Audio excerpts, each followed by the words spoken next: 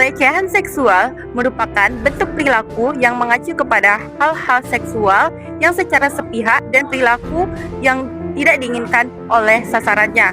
Dan hal tersebut dapat menimbulkan hal negatif seperti malu, benci, muak, tersinggung, dan sebagainya. Bentuk-bentuk pelecehan seksual. Secara umum, pelecehan seksual ada 5 bentuk. Pertama, pelecehan fisik, yaitu suatu sentuhan yang tidak diinginkan, merujuk kepada perbuatan seperti memeluk, mencium, mencubit, menempelkan tubuh, dan sebagainya.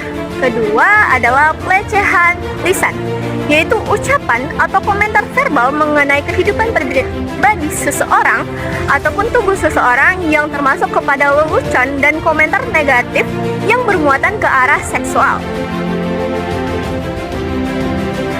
Yang ketiga adalah pelecehan nonverbal atau isyarat, yang dimana ini ditunjukkan dengan bahasa tubuh, seperti melihat tubuh seseorang dengan penuh nafsu, menjilat bibir, ataupun mengisyaratkan dengan jari.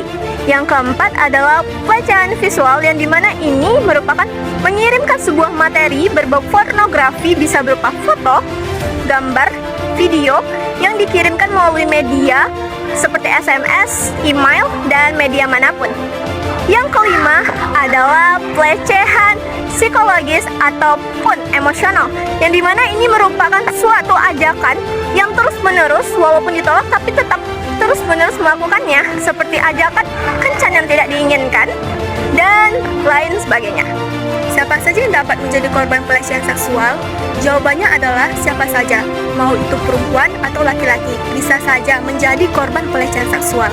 Namun, ada faktor yang didefinisikan sebagai keadaan atau karakteristik yang terkait peningkatan kemungkinan menjadi korban pelecehan seksual.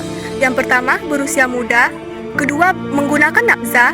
Ketiga, menjadi pekerja seks. Keempat, memiliki banyak pasangan seksual dan tinggal di masyarakat yang mengandung peran gender tradisional. Seperti yang sudah disebutkan tadi, siapa saja bisa terkena pelecehan seksual, tidak memandang usia, jenis kelamin, status sosial, ataupun latar belakang bisa terkena pelecehan seksual. Namun, harus diakui bahwa perempuan memiliki resiko lebih tinggi untuk terkena kekerasan atau pelecehan seksual daripada laki-laki. Oleh karena itu, perlu adanya peranan pemerintah dan masyarakat untuk menanggulangi kekerasan pelecehan seksual ini. Keterlibatan pemerintah dan masyarakat dapat dilakukan dengan cara melakukan penyuluhan di sekolah, universitas, ataupun instansi lain untuk mencegah terjadinya kekerasan pelecehan seksual ini. Pelecehan seksual dapat terjadi di mana saja, termasuk di sekolah. Pelecehan seksual dapat terjadi dalam berbagai bentuk. Yang pertama yaitu catcalling ataupun komentar yang tidak senonoh, baik itu tentang tampilan fisik, identitas, maupun kondisi tubuh seseorang.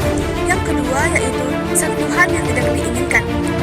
Hal ini mencakup sentuhan fisik yang tidak diinginkan ataupun tidak pantas untuk dilakukan oleh siswa, guru, maupun staf sekolah. Kemudian poin yang ketiga yaitu pembajakan digital.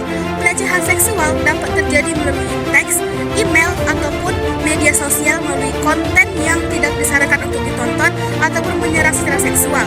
Yang keempat yaitu memperlihatkan atau mempertontonkan hal-hal atau video-video yang berbau pornografi. Maraknya masyarakat sekolah yang mengkonsumsi pornografi dapat memicu terjadinya pelecehan seksual dapat terjadi di lingkungan sekolah. Yang kelima yaitu eksploitasi oleh pihak berwenang. Banyak kasus yang melibatkan guru atau staf sekolah yang melibatkan atau mempergunakan kekuasaannya untuk mendapatkan keuntungan seksual dari siswa-siswanya. Baik, di sini saya akan menjelaskan atau tanggapan saya mengenai ketika melihat atau mendengar atau terkena pelecehan seksual. Yang pertama, yaitu memastikan keselamatan dari diri kita. Yang kedua, yaitu menyimpan bukti-bukti dari pelecehan tersebut. Yang ketiga, yaitu bercerita kepada orang yang kita percayai. Yang keempat, melaporkan kepada pihak yang berwenang atau berwajib.